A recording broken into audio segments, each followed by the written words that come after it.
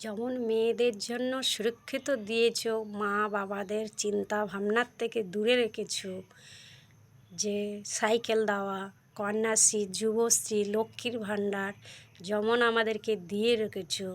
সরকারের কাছে একটাই আবেদন, বাচ্চাদের ওরকম সুরক্ষিত দাও, বাচ্চাদের ওরকম সুরক্ষিত রাখুন। সরকার যেন এইটা কর্তৃপক্ষের কাছে অনুরোধ করে বলছি, কোনো সন্তান মায়ের কোল খালি করে এভাবে কেড়ে নিও না। টাকা দিয়ে সব কিছু মূল্য বিচার করা যায় না। টাকা দিলে মায়ের কোল কোনো দিন পূরণ হয় না। আর মা যখন ছোটোবেলায় থেকে বাচ্চা বড় করে, অনেক আশা ভরসা নিয়ে মা বাবা বড় করে। তো আপনাদের কাছে একটাই অনুরোধ, টাকা দিয়ে কিছু কেনা যায় না, আর টাকা দিয়ে কিছু বিচার করা যায় না।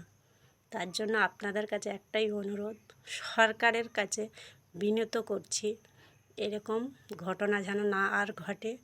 আপনারা একটু লক্ষ্য নজর দিন।